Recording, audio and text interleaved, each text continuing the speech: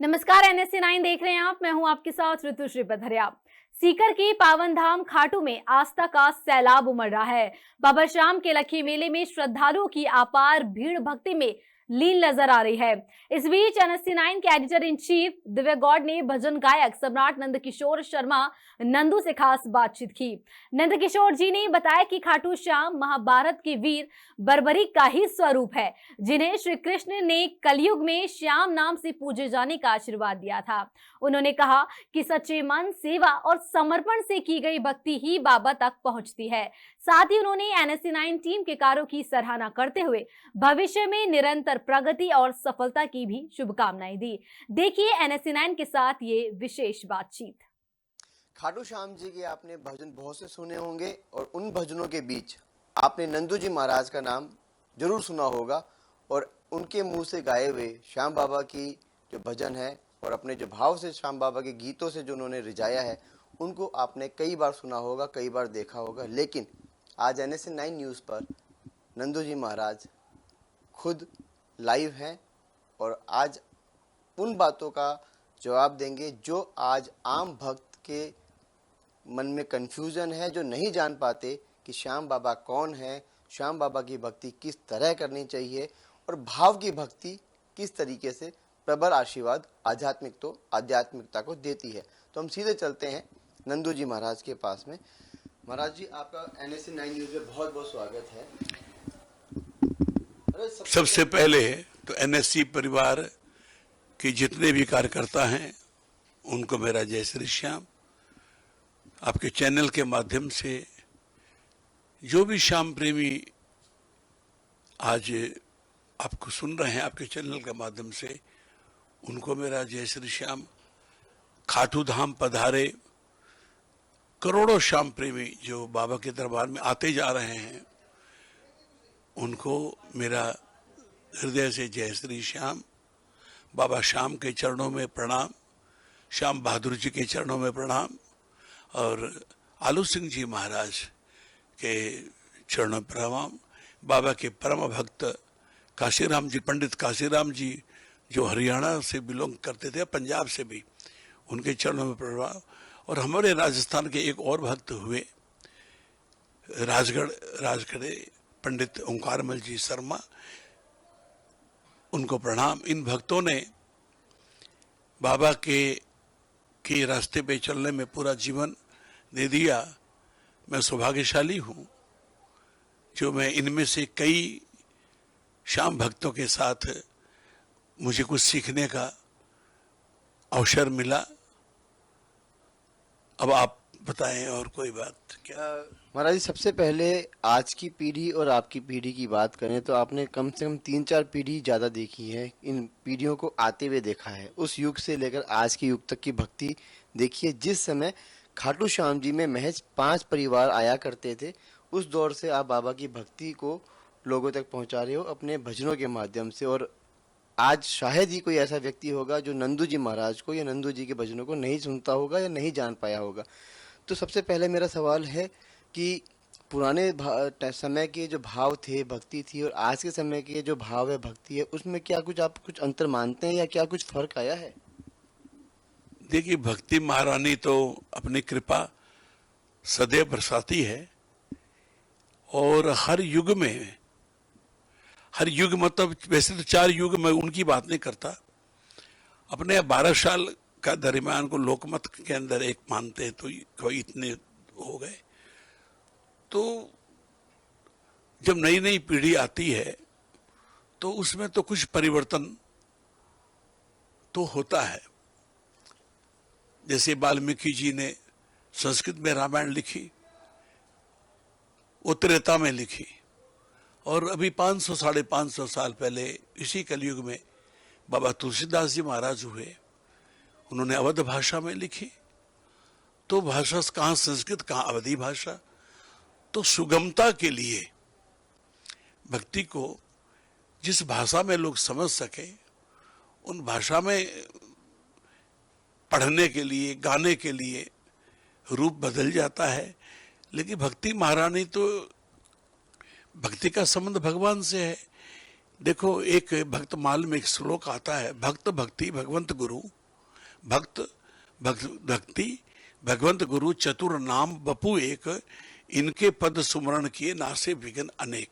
तो पीढ़ी में एक बदलाव आता है और उस बदलाव को समाज स्वीकार भी करता है और परिवर्तन होता है। ये चलता रहता है, ये कोई नई बात नहीं है। हमारे पहले लोग आते थे, वो रात रात भर का जागृता होता था, रात रात भर भजन होते थे। फिर एक रूप बदला, हम भी जब आए, और चूंकि मेरे कुल देवता हैं बाबा, लेकिन बाबा के इस रास्ते पे मैं डॉक्टर बनना चाहता था। मैं बीएससी ऑनर्स हूँ, 69 में मैंने ग्रेजुएशन किया, डॉक्टर बनना चाहता था, लेकिन ठाकुर जी को मुझे इसी रास्ते पे लेके चलना था और इनका इशारा हुआ और मैं बाबा के आदेश पर चलता चला गया। राजस्थान में आपका जन्म हुआ, राजस्थान के नवलगढ़, सीकर जिले, झुंझुनू और सीकर के बीच में नवलगढ़ एक जगह है, वहाँ आपका जन्म हुआ। उसके बाद में आपने अपनी जो गांव में शिक्षा दीक्षा की, उसके बाद में आप भक्ति मार्ग पे चले बाबा की प्रेरणा से। तो तब के भजन गायकों में और आज के भजन गायकों में आप क्या कुछ फर्क या कुछ अंतर देखते हैं? क्योंकि बेसिकली आज के भजन गायकों में बेसिकली एक हाथ उठाओ, ताली बजाओ और एक आक्रामकता जैसी कुछ दिखती है, भाव की कहीं कमी दिखती है, ऐसा लगता है? देखियो, इस नई पीढ़ी को के बारे में मेरा कहना, चूंकि मैं एक बुजुर्ग हूँ और जो भी पीढ़ी है, आज मेरी 5वीं 6ठी पीढ़ी भजन गा रही है, तो मैं तो उनको आशीर्वाद ही दूंगा। उनकी कमी को जब एकांत में आवे तो मैं जरूर कि भाई भजन बाबा की महिमा का नाम भजन है। कीर्तन, नाम कीर्तन करना, उसको कीर्तन संकीर्तन बोलते हैं, सबके साथ बैठ के संकीर्तन करना। तो समय के हिसाब से युवा पीढ़ी भी आ रही है। मैं जब सबसे पहले की बात है कि 5000 लोग मेले में आए थे, शोर हो गया, हजारी मेला भरा, हजारी मेला भरा। आज इस फागुन मेले में मेरे से ज्यादा, चूंकि आप पूरे खाटू में भ्रमण कर रहे हैं, देख रहे हैं, लेकिन मैं भी समझता हूं कि ज्यादा नहीं तो कम से कम इस फागुन मेले में, आपकी गिनती कितनी है, लेकिन मेरा अंदाजा है कि 1 करोड़ के लगभग तो जरूर प्रेमी आए होंगे या आएंगे। ज्यादा तो क्या, अब ज्यादा मेरे का तो इसका है नहीं। तो और एक बात, मेरा जन्म नवलगढ़ हुआ, लेकिन 6 महीने का था तो मेरे माता पिता मिथिला चले गए, बिहार, जहाँ जनक नंदिनी जानकी जी हुई। तो मैंने 45 वर्ष वहीं दरभंगा में, तो देवकी मेरी नवलगढ़ है, राजस्थान का नवलगढ़ झुंझुनू जिला, वो मेरी देवकी है। और बिहार में जो मिथिला, जैसे अपने यहाँ है ना, शेखावाटी है, जोधपुर वाटी है, मारवाड़ है, वैसे ही बिहार में भी कई तरह के क्षेत्र हैं, उनमें मिथिलांचल है। मिथिलांचल जहाँ दरभंगा है, तो मैंने 45 साल वहीं से, मैं 45 साल वहीं रहा, वहीं से आता था मैं। और मेरा पूरा परिवार जो है अब 94 से अहमदाबाद गुजरात मेरी कर्मभूमि है। तो ये जरूर कि नवलगढ़ का राजस्थान का हूँ, और मैं यही मानता हूँ कि देवकी मेरा राजस्थान है और यशोदा मेरी मिथिला है, बिहार है। अब द्वारिका आपकी अहमदाबाद हो गई। कृष्ण वहीं गए और मुझे भी गुजरात में ही ठाकुर जी ने भेजा और मैं गया। वर्तमान में मैं वृंदावन वास करता हूँ, 2017 से वृंदावन वास करता हूँ मैं। महाराज जी, अब एक चीज़ जो सबसे पहले मैं भी जानना चाहता हूँ और हमारे जरूर दर्शक भी जानना चाहते हैं कि श्याम बाबा कौन है, उनकी महिमा कैसी है, वो किस तरह के देव हैं। क्योंकि आपने एक बहुत बड़ा एक युग देखा है, एक पीढ़ी देखी है, और आपने उस भाव से उस देवता को रिझाया है, मनाया है, उसको भजन सुनाए हैं। तो हमसे ज़्यादा भाव आप उनके बारे में बता सकते हैं कि श्याम बाबा कौन है। दूसरा मेरा इसी में सवाल रहेगा कि आमतौर पर एक प्रचलन चल गया है कि ये कलयुग के अवतार हैं या ये कल्कि के अवतार हैं, ये दो चीज़ें हैं। तो पहले आप श्याम बाबा के बारे में बताइए, फिर उनके अवतार के बारे में बताइए। देखिए, भागवत महापुराण से सभी लोग वाकिफ हैं।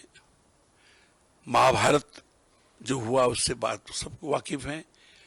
महाभारत दोनों में हुआ, पांडवों में और कौरवों में। तो ये बर्बरीक इनका नाम है, पुराणोक्त नाम, पुराणों में जो नाम है, ये पांडव कुलभूषण हैं। पांडवों में भीमसेन हुए, भीमसेन के पुत्र घटोत्कच हुए, घटोत्कच के पुत्र बर्बरीक हुए। इनकी माता अरुणाचल प्रदेश, प्राग्ञ ज्योतिषपुर जिसको कहा जाता है, जो अब अरुणाचल प्रदेश की तरफ है, वहाँ मूर दैत्य थे। मूर दैत्य का संहार किया श्री कृष्ण भगवान ने, तो उनका नाम पड़ा मुरारी। मूर को मारने के कारण उनका नाम पड़ा। तो मूर की जो पुत्री थी मौरवी, वो भगवती की उपासक थी। तो जब मूर की हत्या हुई तो मौरवी कृष्ण से युद्ध करने के लिए खड़ी हो गई। युद्ध हुआ और युद्ध में श्री कृष्ण ने उनकी शक्ति को परखा, देखा, क्योंकि माँ भगवती साक्षात कामाख्या की शक्ति उनके पास थी। उसी समय कामाख्या देवी प्रकट हुई। कामाख्या ने मौरवी से कहा कि भद्रे, ये तेरे भावे ससुर है। कृष्ण के लिए कहा, ये तुम्हारे भावी ससुर हैं। वो क्यों कहा? इसलिए कि भीम और कृष्ण दोनों फुफेरे ममेरे भाई। कुंती बुआ थी कृष्ण की, तो भीम उनके फुफेरे भाई थे, तो वो जब ससुर होंगे तो कृष्ण भी ससुर होंगे। इसलिए कामाख्या माँ ने सही कहा कि तेरे भावी ससुर हैं और इनको तू प्रणाम कर, इनको प्रणाम कर। खैर, वो चीज वहां पूरी हो गई। एक बार सारे पांडव बैठे थे, उस पांडवों में घटोत्कच पधारे। युधिष्ठिर ने कृष्ण की ओर कहा कि हे कृष्ण, घटोत्कच बड़े हो गए हैं, इनके लिए उपयुक्त कन्या आप बताएं जिनसे घटोत्कच शादी हो। श्री कृष्ण को वो बात याद आ गई जो कामाख्या माँ ने कही थी। तो उन्होंने कहा कि देखो, तुम जाओ वहां पर मूर प्रदेश में, और वहां वो शास्त्रार्थ करेगी। उनकी शर्त थी, तो जो मेरे 3 प्रश्नों का जवाब देगा, वरना वो वहां पर उनकी हत्या कर दी जाती थी। केशव कृष्ण भगवान का आशीर्वाद पा करके घटोत्कच वहां गए। तो मौरवी की जो सेविकाएं थी, उन्होंने कहा कि हे युवक, तुम प्राण देने क्यों आए हो? तुमको विवाह करना है तो बहुत सी हम लोग हैं, हम लोगों से विवाह कर लो। उसने कहा कि नहीं, मेरे को तो मौरवी से मिलना है। तो मौरवी के से मुलाकात हुई। मौरवी ने कहा कि भाई, मेरे प्रश्नों का जवाब तुम अगर दे दोगे। तो उसने प्रश्न किया, बड़ा विचित्र प्रश्न था कि एक व्यक्ति है, उसको एक कन्या हुई, पत्नी गुजर गई, वो उस कन्या का पालन पोषण करने लगे। वो कन्या जब बड़ी हुई तो समय का चक्कर है, उनके मन में भाव आ गया। उन्होंने उस कन्या से कहा कि देखो, तुम मेरी बेटी नहीं हो, तुम्हारी माँ वो गुजर गई, तुम अनाथ थी, तो मैंने तुम्हारा पालन किया है, तो मैं तुमसे विवाह करना चाहता हूँ। और उन्होंने विवाह कर लिया। अब उसके भी एक संतान हुई। तो मौरवी ने पूछा, ये बताओ, उसका ये पिता है या ये कौन है? उनकी है तो उसकी बेटी है, वो शादी कर लिया। फिर तो ये बताओ, ये नाना है कि पिता है? इस प्रश्न किया किसने? नहीं, घटोत्कच ने प्रश्न किया मौरवी से कि तुम इसका जवाब दो। मैं भूल गया, भाव में मैं कहीं चला गया, क्योंकि और प्रश्नों का तो उत्तर दे दिया। एक प्रश्न का कि मैं ऐसा प्रश्न करूं जिसका तुम उत्तर तुम क्या दोगे कि नहीं दोगे, तब इस प्रश्न में मौरवी जवाब नहीं दे पाई, तो वो खड़ग लेकर के घटोत्कच वार करने लगी, तो उसका युद्ध हुआ। युद्ध में जब वो कि तुम्हारे नाक कान काटूंगे, तब उसने कहा कि मुझे माफ करो, मेरा घमंड टूट गया, मैं तुमसे विवाह करने को राजी हूं। तो बोले विवाह यहाँ नहीं करेंगे, तुमको मेरे परिवार में चलना पड़ेगा। वहां आई तो घटोत्कच का धूमधाम से विवाह हुआ, उनके पुत्र हुआ। के आसपास नहीं, वो ये फिर वो वहां से अरुणाचल से इंद्रप्रस्थ आ गए। इंद्रप्रस्थ आ गए तो वहां घटोत्कच का विवाह हुआ, उनके पुत्र हुए। तो उनके घुंघराले बाल थे, तो सब उनको बर्बरीक करने लग गए। वो बड़े हो करके उन्होंने अपने पिता से कहा कि मैं जन कल्याण में जीवन जीना चाहता हूं। तो घटोत्कच इनको लेकर द्वारका श्री कृष्ण के पास गए कि केशव, ये मेरा पुत्र है, ये आपसे कोई बात करना चाहता है। घटोत्कच के पुत्र ने, बर्बरीक जी ने, महाराज श्री कृष्ण जी कहा कि हे प्रभु, मुझे वो रास्ता बताए कि मैं जन कल्याण में जीवन जीना चाहता हूं। तो भगवान बड़े प्रसन्न हुए, घटोत्कच से कहा कि घटोत्कच, तुम्हारा पुत्र का हृदय बड़ा सुंदर है, क्या नाम रखा? बोला प्रभु कोई नाम नहीं रखा है। तो इनका नामकरण से भगवान कृष्ण ने किया सुहृदय, इनका पहला नाम हुआ सुहृदय।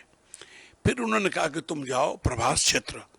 प्रभास क्षेत्र हमारे द्वादश ज्योतिर्लिंग में पहला है सौराष्ट्र सोमनाथ च। तो सोमनाथ में जाके उन्होंने तपस्या करी, घोर तपस्या करी। महादेव प्रकट हुए। महादेव ने कहा कि बिना शक्ति के तुम कुछ नहीं कर सकते, तो तुम जाओ। गुजरात में एक स्थान है महिसागर संगम। मही नाम की नदी है, अरब सागर से उसका संगम हो, जैसे गंगा सागर है संगम, वैसे महिसागर संगम। वहां 14 देवियों का वास है। बर्बरीक को कहा कि तुम जाके वहां तपस्या करो 14 देवियों का। उसी समय एक मगध देश से विजय नामक ब्राह्मण आए यज्ञ करने के लिए। वहां पर महिसागर संगम के नीचे पाताल में 9 करोड़ दैत्य रहते थे। तो जब वो संसार के कल्याण के लिए यज्ञ करने लगे तो नाना प्रकार के उपद्रव करने लग गए। उसी समय बर्बरीक जी की मुलाकात विजय नामक ब्राह्मण से हुई। उन्होंने कहा कि वीर, ये मुझे तपस्या, मेरे यज्ञ नहीं करने देते। तो उन्होंने कहा कि महाशय, आप यज्ञ करो, मैं आपकी रक्षा करूंगा। विजय नामक ब्राह्मण ने यज्ञ शुरू किया और बर्बरीक जी ने तमाम करोड़ों राक्षसों का वध किया। पाताल में चले गए 9 करोड़ दैत्यों को। 9 करोड़ दैत्यों का वध बर्बरीक जी ने किया। इस प्रकार से जब सब खत्म हो गए तो तब तक विजय नाम के ब्राह्मण का यज्ञ भी, तो यज्ञ की जो भभूति थी वो उन्होंने कहा कि बर्बरीक, ये आप इसको रखो। महाराज ये तो आपके बोला नहीं, संसार के कल्याण के लिए तुमको ये चाहिए, ये बहुत शक्तिशाली है। बर्बरीक लेकर के अपने माता से मिलने गए। उसी समय महाभारत युद्ध की घोषणा हुई और इनको पता लगा। तो किसी ने कहा भाई तुम वीर भी हो, इतने बलशाली हो, तुम इतनी शक्ति है और तुम्हारे ही पूर्वज है जहां पर युद्ध हो रहा है, तो तुमको युद्ध में जाना चाहिए। माता से कहा कि माँ मेरे को आज्ञा दो। माँ ने सोचा, मौरवी ने, कि ये पांडव कुल का दीपक है, तो पांडव कुल की तरफ से लड़ाई करे, तो उनको साफ कहना चाहिए कि तुम जाओ युद्ध करना, लेकिन पांडव की तरफ से नहीं कह के क्या देखो जो हारे उसका साथ देना। मौरवी ने सोचा कि श्री कृष्ण के 18 अक्षौणी सेना भी दुर्योधन ले लिया, अब पांडव हैं तो सेना में भी उनके पास इतनी कृष्ण की सेना चलेगी उनके पास में, तो हो सकता है इसमें पांडव हम हो गए कमजोर। तो ये कह दिया तुम हारे उसका साथ देना। कृष्ण अंतर्यामी है, कृष्ण भगवान को तो सब मालूम कि बर्बरीक आ रहा, और बर्बरीक की शक्ति से भगवान श्री कृष्ण परिचित थे कि अब ये हारेंगे तो इसमें कौरव। बर्बरीक अगर कौरवों की तरफ चला गया तो ये धर्म युद्ध अधर्म युद्ध में बदल जाएगा। तब भगवान श्री कृष्ण ने देखा कि इसको कैसे रोके, तो ब्राह्मण का रूप धरकर रास्ते में आए, जहां से वो जा रहे थे। कृष्ण की मुलाकात हुई, ब्राह्मण बन के आए। तो उन्होंने कहा, भाई तुम कहाँ जा रहे हो? तो उनके पास एक तरकस था, उसमें 3 तीर थे और तीर में वो शक्ति थी उनके पास में। तो उनका तुम तीर लेके आए हो, जा रहे हो युद्ध करने के लिए, महाभारत में क्या करोगे? उन्होंने कहा, महाराज मेरे पास 3 तीर नहीं, मैं 3 तीर नहीं, 1 तीर से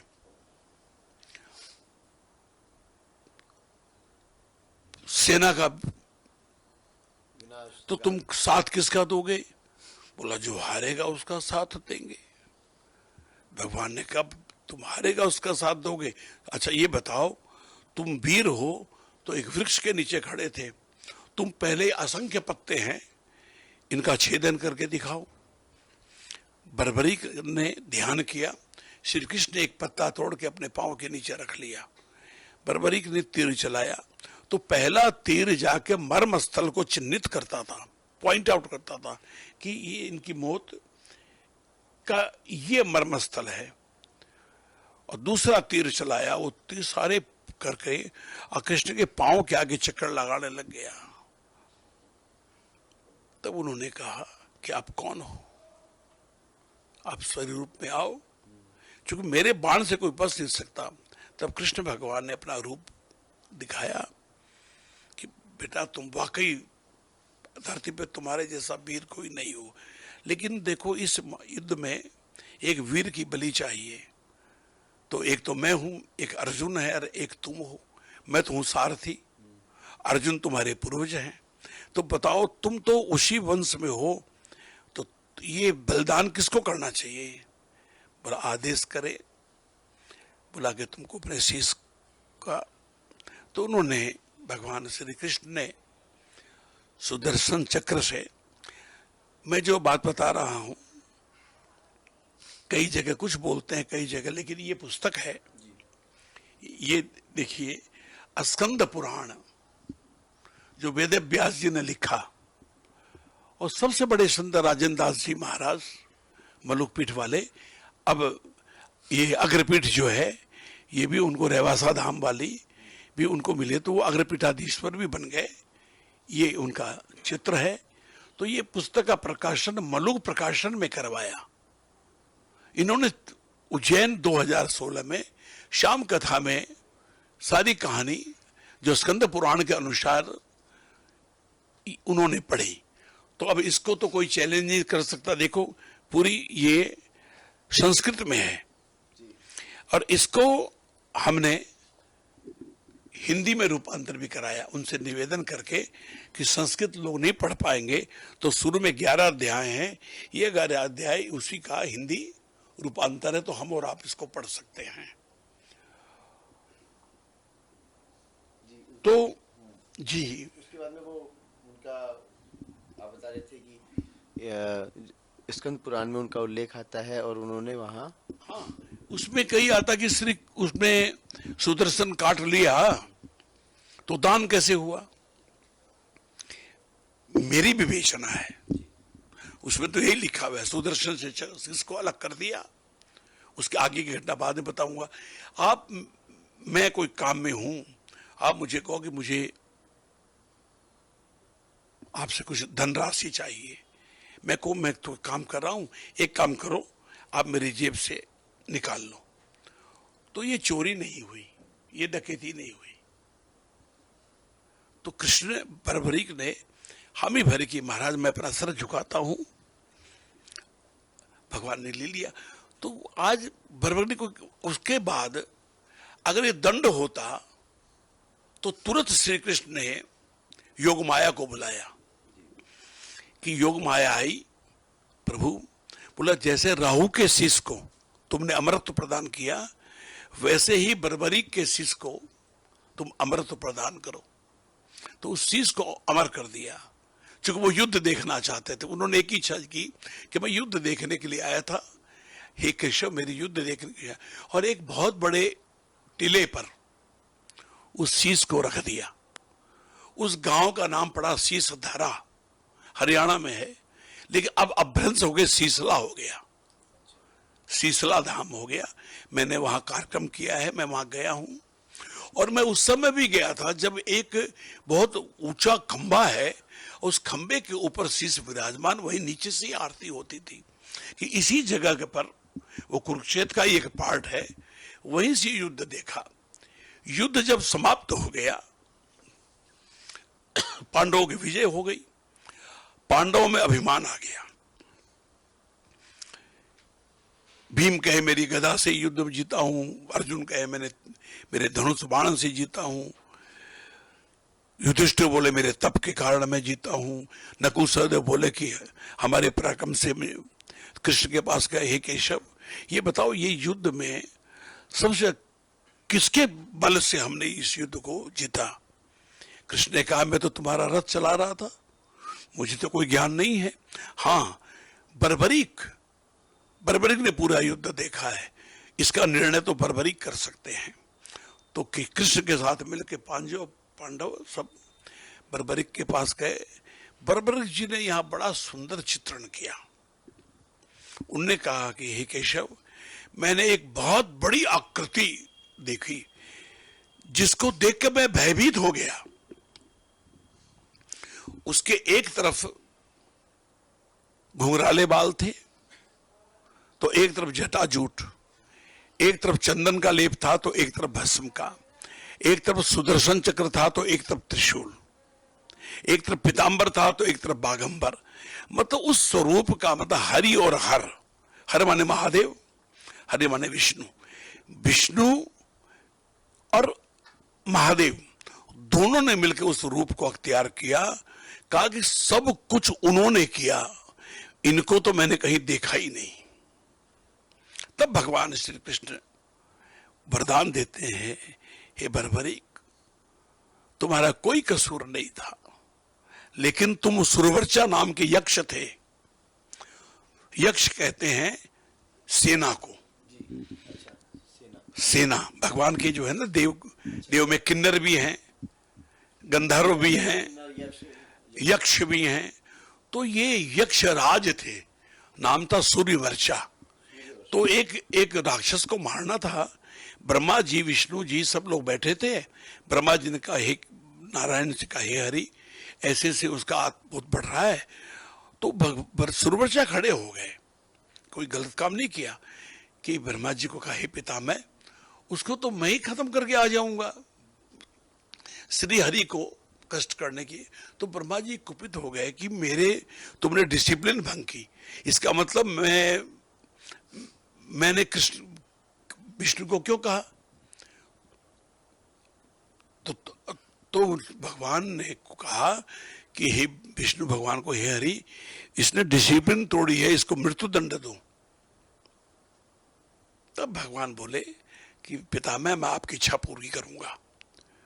वही इच्छा, वही सूर्यवर्चा बर्बरीक के रूप में घटोत्कच से पुत्र बन के आए और ब्रह्मा जी के उस बात को का पूर्ण करने के लिए सूर्यवर्चा का शीश अलग किया। तो ब्रह्मा जी ने, विष्णु जी ने ब्रह्मा जी के उस आदेश का भी पालन किया और वरदान दिया कि तुम जन कल्याण में आए हो, तुम श्याम नाम से पूजे जाओगे और बर्बरीक जो तुम्हारे दरबार में सच्चे मन से आएगा वो निराश होके नहीं जाएगा। वही कारण है कि आज इतनी भीड़ बढ़ रही है और लोग आते हैं, उन लोगों के काम बन रहे हैं। भजन की परिपाटी क्या चल रही है उससे मेरे को कोई लेना देना नहीं, और सब अपने अपने तरीके से नए नए लोग गा रहे हैं। मैं बुजुर्ग हूं, मेरा सबको आशीर्वाद है, लेकिन बाबा की लीला में कोई कमी नहीं आई।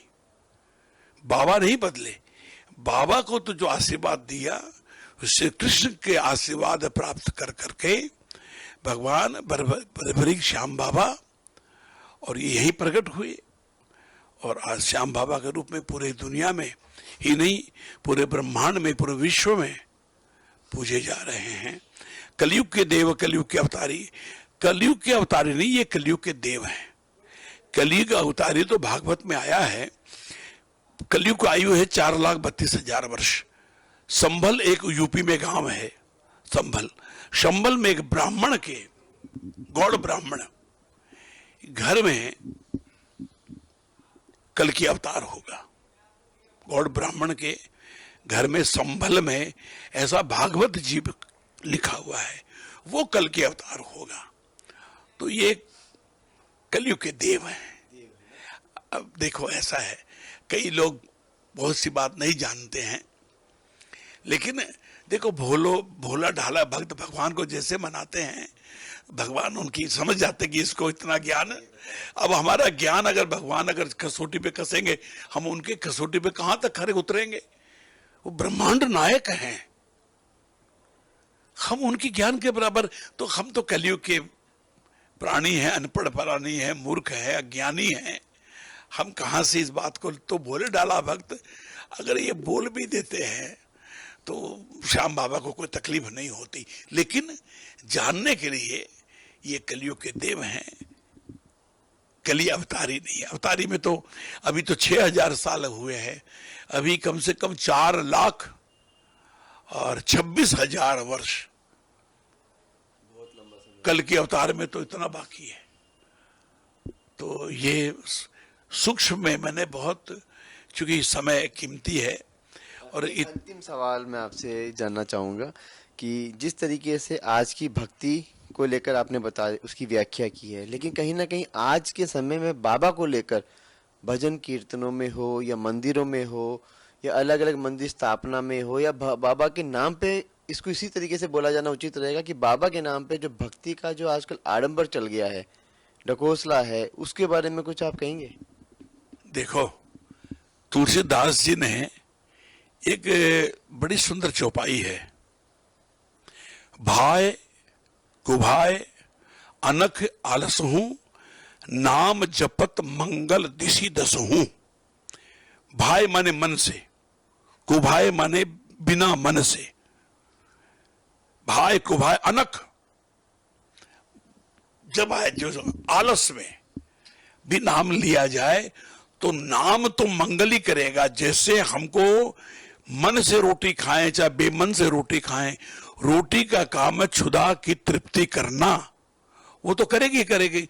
तो नाम का जो प्रभाव है, नाम का प्रभाव चाहे मन से या बेमन से भगवान का नाम तो ले रहे हैं, तो भगवान के नाम का फल है, वो तो फल की प्राप्ति उनको होगी ही, चाहे जैसे हो।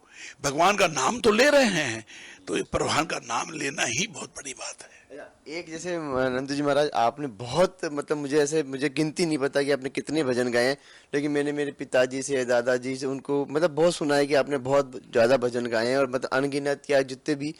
तो उन भजनों में हमेशा मैंने वो भजन हमें भी एकदम ऊर्जा देते थे, और भक्ति जब बाबा की करते थे तो भजन गाते थे। तो वो उन भजनों में एक जो रस होता था वो आज के भजनों में नहीं होता। ऐसा इसका कुछ कारण? नहीं, ऐसा तो मैं नहीं कह सकता। भाव नहीं होते, मतलब बेसिकली उनमें रस, देखो उनमें रस नहीं होता। पहले रस होता था और आज रस होता है। पहले के लोग अपने तरीके, मैंने अभी आपको कहा, भाई कुभाई अनख आलस हूं, नाम जपत मंगल दिशि दसों दिशाओं से। नाम तो मंगल ही करेगा, चाहे तुम जैसे भी लो। नारायण नाम लिया, अजामिल इतना बड़ा पापी था, साधु का बैरी था। कुछ साधु घुस गए और बोले कि भाई देखो, बोला महाराज मैं तो लुटेरा हूं, लूट लूंगा तुम्हारा कमंडल प्रमंडल। बोला एक काम करो, खाली एक दीक्षा दे दो हमको, दक्षिणा क्या, कि तुम्हारे पुत्र होगा उसका नाम नारायण रखना। बोला बस इतना ही करना है, जाओ महाराज जल्दी जाओ, मैं पुत्र होगा तो नारायण। पुत्र हुआ, अजामिल ने नाम नारायण रखा। और जब यम के दूत आए तो डर से बुला रहा था किसको, अपने पुत्र को, नारायण नारायण, आंखों में से आंसू बह रहे, नारायण नारायण, अंतरात्मा से बुला रहा था नारायण। वो आवाज भगवान तक गई, भगवान के पार्षद आए, यम के दूत बोले कि तुम हटो यहां से। इसने नारायण बोला, अरे इसके बेटे का नाम नारायण है। बोला नारायण रजिस्टर कर लिया क्या? नारायण तो भगवान विष्णु का नाम है, वे बेटे का नाम हो गया तो नाम अब इसका हो गया। हम तो नारायण के पार्षद हैं, और इसको तो हम तो नारायण के बैकुंठ लोक में ले जाएंगे। और अजामिल बैकुंठ गया। तो देखो, नाम नारायण होने से और उसको बैकुंठ की प्राप्ति हो गई। भगवान ये नहीं देखते, जन्म जन्म मुनि जतन करावा अंतर राम मुख आवतना। हम भजन क्यों करें, हम जप क्यों करें, हमको मालूम नहीं है किस समय प्राण आ जाएगा। क्योंकि दिन में काल हमारे पांव के नीचे होता है, रात में जब हम सोते हैं तो हमारे तकिए के नीचे काल रहता है। काल 24 घंटा हमारे साथ है। कहने का मतलब एक दिन बीत गया तो गिन के, हमारे राजस्थान में एक गीत गाया जाता है नाथ संप्रदाय में कि गिन गिन श्वास धैर्य काया में। हमारी काया है, इसमें गिन के श्वास रखा गया है। श्वास जब पूरा हो जाएगा शरीर समाप्त हो जाएगा, आत्मा को जहां जाना होगा। तो हम आज भजन जपते रहेंगे, राम राम राम राम राम राम, राधे राधे राधे। और इसका अभ्यास जब अगर हो जाएगा तो इतनी हिम्मत आपको आ जाए कि हर हाल में आप प्रभु का नाम जपते रहेंगे।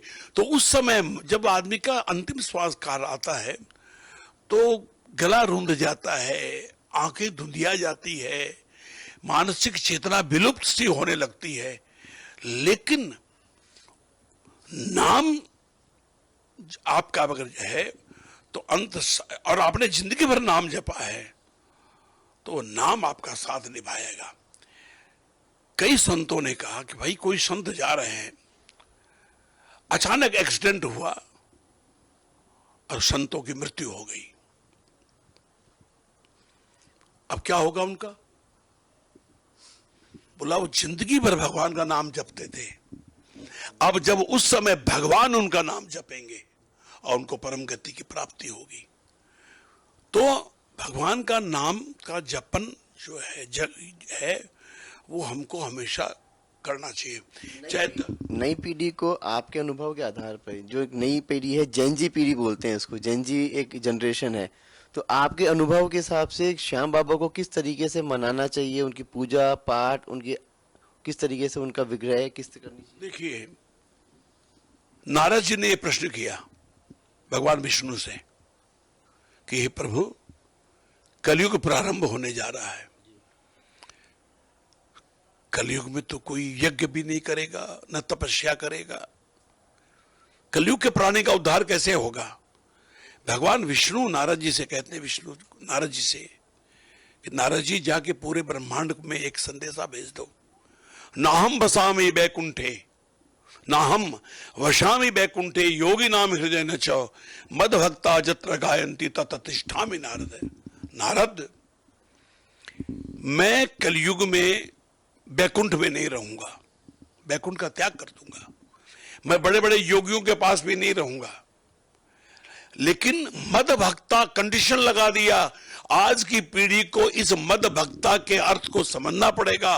मद भक्ता मतलब सुध बुद्ध खो करके, नाम में खो करके, मद भक्ता जत्र गायंती, जहां वो गाएंगे मद होकर के, तत् तिष्ठामि नारद, भगवान वहां आ जाते हैं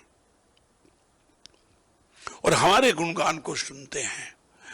तो जो भी युवा पीढ़ी है, आप खाटू आओ, भगवान का खूब भजन करो, लेकिन जितनी भी आपको, आप नौकरी पेशा है, आपको ज्यादा समय नहीं मिलता है, कम से कम पंचोपचार पूजा 10 मिनट, मेरे बच्चों को भी मैंने लिख के दे रखा है, ये बिना पाठ किए हुए जाते नहीं है काम पर।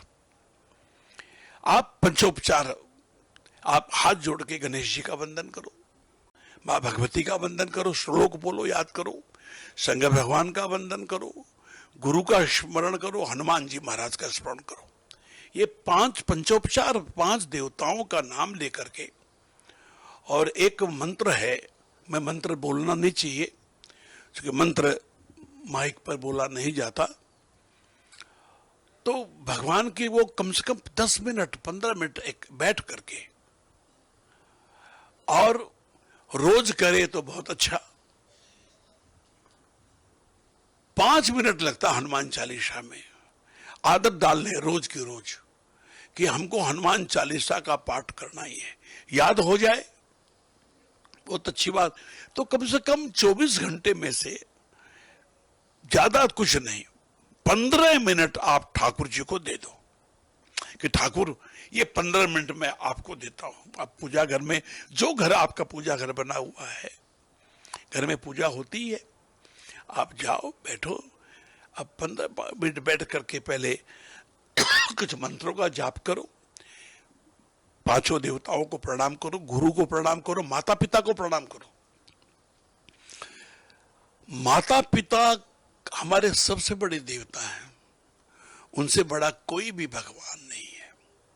तो माता पिता की सेवा करो, उनका ध्यान रखो, उनके पास समय बिताओ, काम से आओ तो 10 मिनट 15 मिनट उनके पास बैठो, जाओ तो माता पिता से कह कि मेरे बच्चे करते हैं, मिलते हैं। तो बाबूजी अब हम लोग जब आते हैं, मैं जब अहमदाबाद में रहता हूं तो दोनों बच्चे आकर के आधी घंटा 1 घंटा मेरे पास बैठते हैं, हम बैठते हैं। और कारण क्या, उससे क्या होता है आपस का, और इससे पारिवारिक वातावरण बड़ा शुद्ध होता है। नौजवान पीढ़ी को ये कि आओ बाबा के भजन गाओ, ये नहीं कि धूमते धूमते करते आ गए। देखो शरीर को झुमाने का तो बहुत से रास्ते हैं, एक रॉक स्टार भी बहुत नाचता है, कई नायिकाएं हैं जो नृत्य करती है, बहुत करती हैं, वो भी एक कला है। लेकिन भक्ति में थोड़ी देर आप भक्ति में नृत्य करें, जैसे मीरा नाची, नरसिंह मेहता नाचे, संत रैदास नाचे, संत तुकाराम नाचे, जनाबाई नाची, सुदामा जी नृत्य किए, रसखान नाचे। तो नृत्य करें। नृत्य अगर भक्तिमय नहीं है और लोक लुभावना के नृत्य हैं, तो मेरे हिसाब से भजनों में नृत्य खूब करें, खूब नाचें, ना खूब तालियां भी बजावें। क्योंकि तुलसी बाबा ने लिख दिया, राम नाम सुंदर कर तारी, राम नाम मुख पे और सुंदर कर, कर माने हाथ, तारी माने तारी, राम नाम सुंदर कर तारी, संशय विहंग, विहंग माने पंछी, उड़ावनहारी। हमारे मन में जो एक पंछी बैठा हुआ है संशय रूपी, वो तब तक नहीं उड़ेगा जब तक मुख में नाम, ताली बजा के, उसको कीर्तन कहते हैं। 5 मिनट 10 मिनट जितनी देर रात में आप आ गए, बैठ जाओ ठाकुर के आगे में, कोई भजन नहीं, खाली नाम कीर्तन, खाली नाम कीर्तन, खाली नाम कीर्तन गाओ, उच्च स्वर में गाओ, उच्च जोर जोर से तालियां बजा के उच्च गाओ। ये हमारे लिए उचित है। 10 मिनट सुबह कर लो, 15 मिनट 10 मिनट रात में कर लो। माता पिता का सम्मान करो, माता पिता की बात मानो, उनकी आज्ञा मानो। आज हमारे युवक भी माने, हमारी युवतियां जो है, हमारी छोटी छोटी बच्चियां हैं, वो माने। ऐसा नहीं, आपको अगर माता पिता मना करें तो आप सोचो कि माता पिता हमारे गार्जियन है, हमारे भलाई के लिए, हमारी दृष्टि वहां नहीं जाती जहां इनकी दृष्टि जाती है। ये मना कर रहे हैं तो माँ बाप जो कहें वैसा करो तो तुम्हारा जीवन सुखी होगा। और माँ बाप का दिल दुखा के तुम करना चाहोगे तो कितने भी भजन तुम कर लो, तुमको सच्चे सुख की अनुभूति नहीं हो सकती। नई पीढ़ी के लिए ये बहुत ही ज़्यादा प्रेरणादायी है, और ऐसी बातें हैं जो अगर उन्होंने अपने जीवन में उतार ली तो निश्चय ही उनके जीवन की जो संकट है, समस्याएं हैं, वो निश्चित रूप से पूरी होगी। क्योंकि आपने इसमें आध्यात्मिकता का ज्ञान दिया, आपने इसमें वास्तविकता का ज्ञान दिया, आपने इसमें सामाजिक संरचना, समरसता और सामाजिक जीवन जीने की शैली भी बताई, आध्यात्मिकता के साथ में सामाजिक जीवन में। लेकिन अब जाते जाते नंदू जी महाराज, एक चीज मैं अपने पार्ट पे आपसे बोल के करना चाहूँगा। आपने अनगिनत भजन गाए और मैंने मेरे जीवन में लाइव नहीं सुना आपको, और ना ही हमारे व्यूअर ने सुना। तो आपके मन का जो एक सबसे पसंदीदा भजन है, जो आपको सबसे ज्यादा अच्छा लगता हो, वो उस भजन के कुछ अंतरा हमारे। नहीं, एक तो मैं सब युवाओं से कहूंगा, एक ऐप है मेरा, आपके पास एप्पल हो या एंड्रॉयड हो, एंड्रॉयड है तो प्ले स्टोर में जाओ, एप्पल है तो ए स्टोर में जाओ, नंदू भैया ऐप, उसको डाउन कर ले। उसमें मेरे असंख्य वीडियोस, ऑडियो, लिरिक्स, मेरे फ्यूचर प्रोग्राम, मेरे लाइव, उसमें एक है लाइव प्रोग्राम, मेरा जो भी कीर्तन होता है वो सब यूट्यूब पर, नंदू भैया यूट्यूब पे जाओ, सब्सक्राइब कर लो, नंदू भैया जी, वो यूट्यूब पर उसको सब्सक्राइब कर लो। और ये ऐप अगर आपके पास है तो आपको कहीं जाने की जरूरत भी नहीं, यूट्यूब पे तो आएगा ही आएगा। आज का स्मार्ट टीवी का जमाना आ गया, तो वो तो यूट्यूब के द्वारा ही आप देखेंगे। लेकिन लाइव का भी ऑप्शन है उसमें, जितने प्रोग्राम होते हैं। और करीबन मैं तो गिनती तो नहीं कर सकता। कभी एक जब समय था जब मैं महीने में 15 से 20 दिन कीर्तन करता था। फिर धीरे धीरे उम्र बढ़ती गई तो मैंने 12 किया। अब महीने में एवरेज 100 कीर्तन तो हो जाते हैं। अभी भी 100 कीर्तन साल में, पहले 200 हो जाते थे। अब कम करते करते भी 100 से कम हो नहीं पा रहे हैं।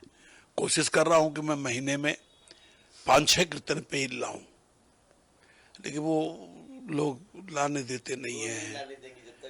पहुंच जाते हैं और जबरदस्ती वृंदावन पहुंच जाते हैं। और मैं और सबसे बड़ी बात है, इतनी उम्र होके भी ठाकुर जी मुझे शक्ति दे रहे हैं कि मैं 2 घंटा, 2.5 घंटा, 3 घंटा आज भी मैं गा लेता हूं। और मेरे कई भजन हैं जो लोग आज घर घर में बिना, जैसा मैं सुनता हूं प्रवाहकों से, जैसे कीर्तन की है रात, बाबा आज थाने आणो है, ये उसी श्लोक पर आधारित है जो मैंने आपको सुनाया, जो विष्णु भगवान ने नारद जी को कहा कि नाहम बसामि बैकुंठे योगी नाम हृदय न च मद भक्ता जगत्र गायंती तत्तिष्ठामि नारद है। तो उसी को लेकर ये भजन बना कि कीर्तन की है रात, बाबा आज थाने आणो है। और थाने कोल निभाना, कोल माने वादा। आपने कहा, हमारे लिए वादा किया, किससे? नारद जी से। तो हम आपसे वादा करते हैं कि हम अपना जीवन आपके गुणगान में बिता देंगे। तो कई भजन है, भर दे रे श्याम झोली भर दे।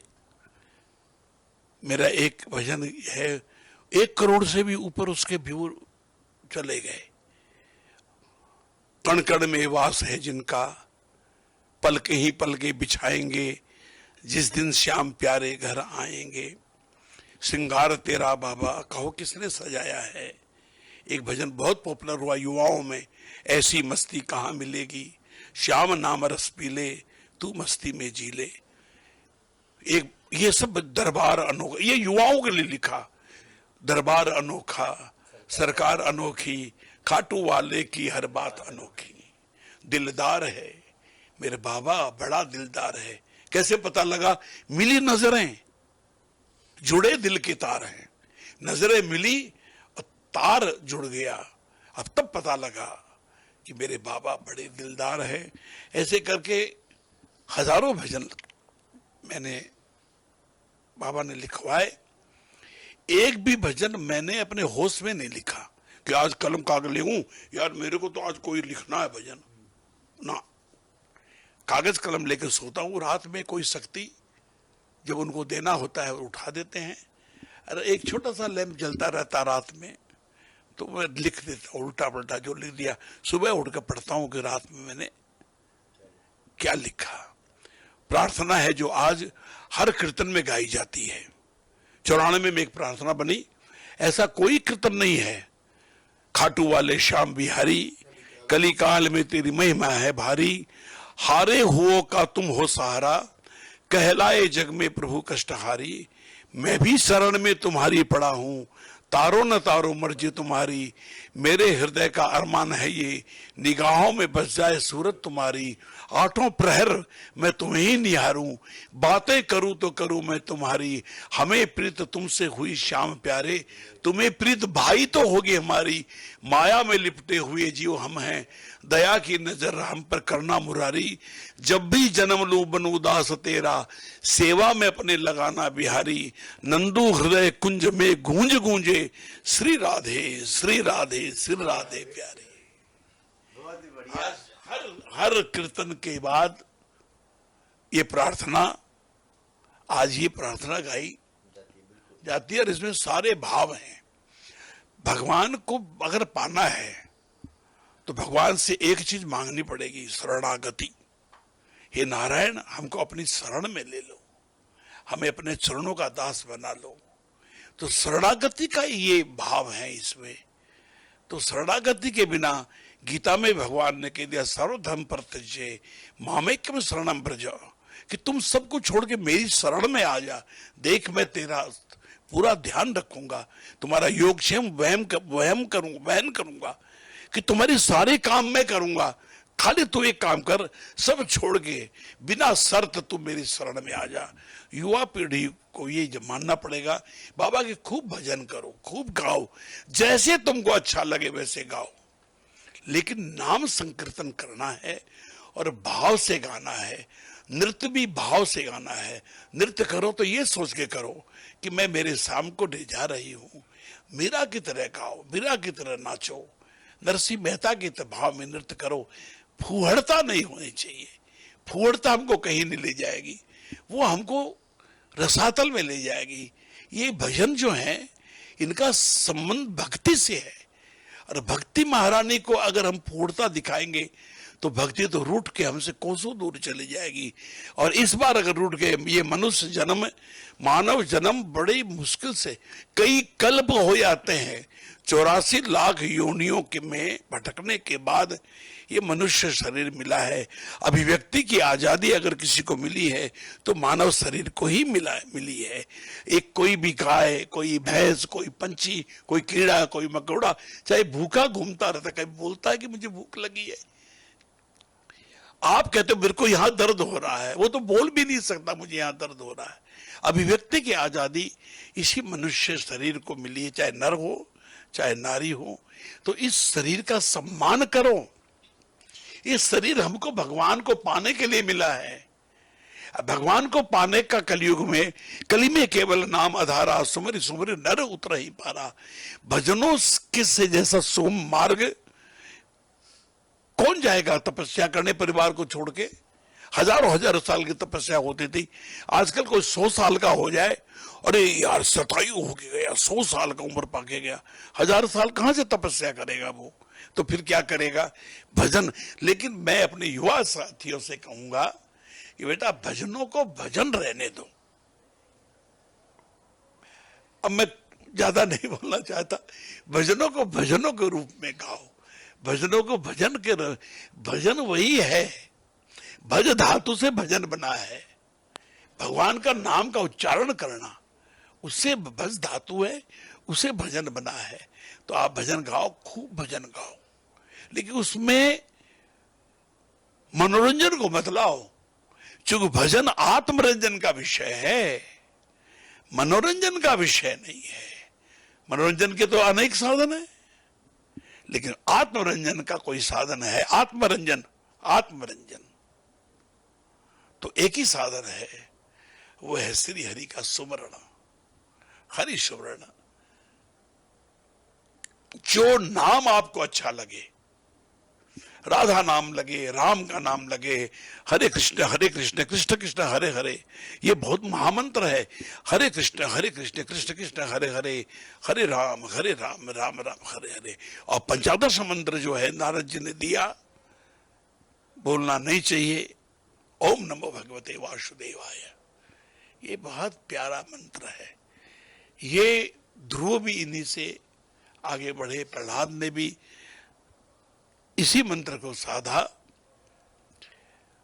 कोई ना, आपको जो अच्छा लगे वो नाम अपनाएं, लेकिन कुछ समय आपको कीर्तन में 10 मिनट ही दो, 5 मिनट दो, एकांत में अकेले बैठ करके भगवान के सामने नाम जप करो, भगवान को। और लोगों को दिखाने के लिए नहीं। मैंने भजन गाए, मैं जब भजन गाता हूं मेरी आंखें बंद रहती है और मैं किसी और लोक में रहता हूं।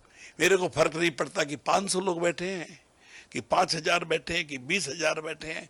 मैं वैसे ही गाता हूं कि 5 लोग हुए तो वैसे ही गाता हूं, क्योंकि मुझे मालूम है एक तो ब्राह्मण शरीर, अत्रि गोत्र है मेरा, एक तो ब्राह्मण बना मैं, वो भी उच्च गोत्र, अत्रि ऋषि की संतान हूं मैं, अनसुया, मां अनसुया का वंशज हूं मैं कैसे भूल जाऊं मेरी पुरानी पीढ़ी को, जिससे मेरा तार बंधा हुआ है। तो ये धर्म है और मेरे परिवार का, मेरी पत्नी का बहुत बड़ा सहयोग रहा है। कभी उन्होंने, बच्चे छोटे छोटे थे, कभी ये नहीं कहा कि आप तो 2-2 महीने के बाद आते हो कीर्तन कर करके। मैं सब मेरे बच्चे हैं, उन्होंने संभाल रखा है पूरे व्यापार को। और मतलब ये तक कहता हूँ कि मैं भजनों से मैंने एक पत्नी अच्छी पाई। दोनों पुत्र मेरे हैं, वो मेरे चेहरे को ही देखते रहते हैं और मेरे पुत्र जितना प्यार करते हैं उनसे कहीं गुना ज्यादा मेरे दोनों पुत्र प्यार करते हैं।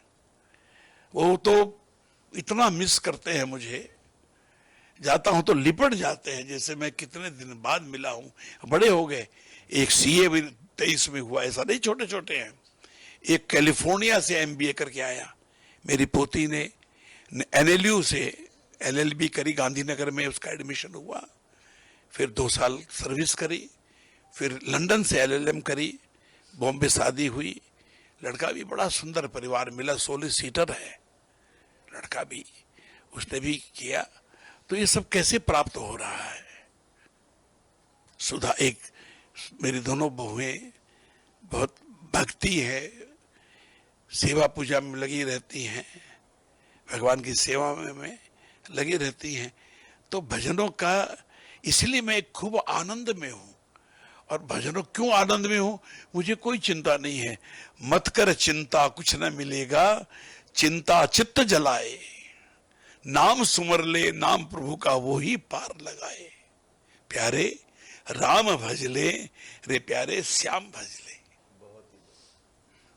बहुत ही सुंदर और बहुत ही मार्मिक अंदाज में नंदू जी महाराज ने जीवन जीने की कला और भक्ति करने का मार्ग बता दिया है, जिससे हम अपने जीवन को सफल, सुगम, सरल और आध्यात्मिकता के पथ पर चलते हुए परम सत्ता को प्राप्त कर सकते हैं, भगवान को प्राप्त कर सकते हैं, उनकी कृपा और उनके आशीर्वाद को प्राप्त कर सकते हैं।